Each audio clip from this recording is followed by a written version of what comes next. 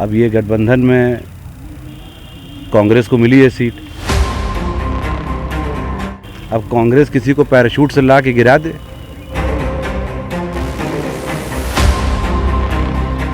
और लोग मजबूर हो जाए उनको वोट देने के लिए, तो ये बात ठीक नहीं है। लोकसभा चुनाव में समाजवादी पार्टी और कांग्रेस के गठबंधन होने के बाद राजनीतिक गलियारों में सरगर्मियां और बढ़ गई हैं। अभी तक जो प्रथा है कि सबने बटन दबाया, वोट हो गया, चुनाव खत्म, पर जब तक 5 साल नहीं होता है तब तक ना नेता का आपसे मतलब है ना आपका नेता से मतलब। सीतापुर लोकसभा सीट कांग्रेस के खाते में जाने के बाद टिकट मांगने वालों की संख्या और बढ़ गई है।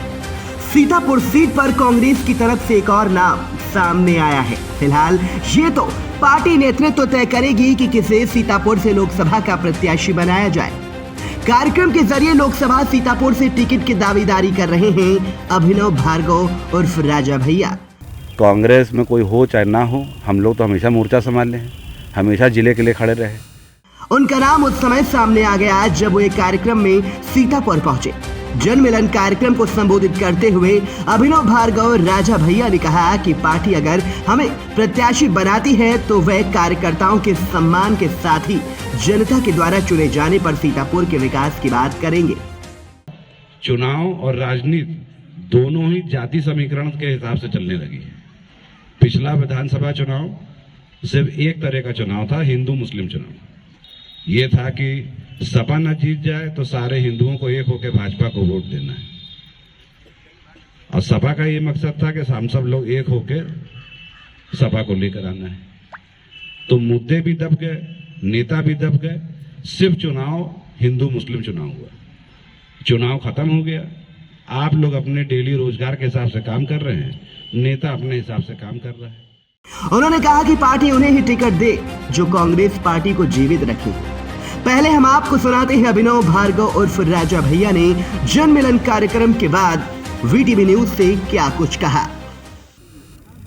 ये बैठक ऐसी चर्चा थी कि पब्लिक को क्या करना चाहिए। अब ये गठबंधन में कांग्रेस को मिली है सीट।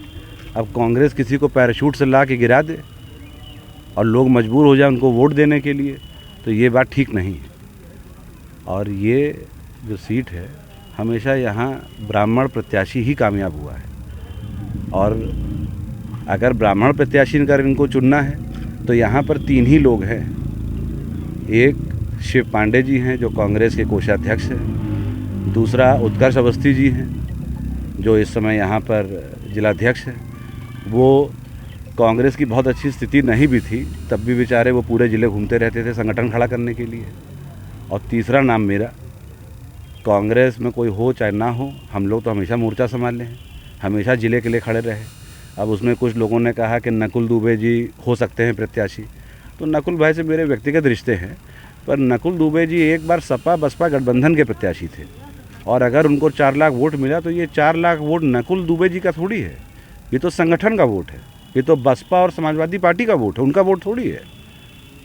वो एक बार विधायक बने, दोबारा कभी बने नहीं। और अगर वो गठबंधन के प्रत्याशी थे, आप किसी को, आप पत्रकार हैं, आप पत्रकारिता छोड़ के आप टिकट ले लीजिए, आपको 4.5 लाख वोट मिलेगा, 50,000 ज़्यादा मिलेगा क्योंकि आप लोकल हैं। तो अगर कांग्रेस पार्टी को वाकई इस सीट को जीतना है तो उनको यहीं का लोकल आदमी लेकर आना पड़ेगा, लोकल ब्राह्मण लेकर आना पड़ेगा। ब्राह्मण चेहरा देना है तो 3 ही नाम है, उस 3 नाम में आपस में चुन लीजिए। तो हम लोगों से मिल रहे हैं, संपर्क कर रहे हैं कि वो अपनी बात बोले, हम अपनी बात रखें।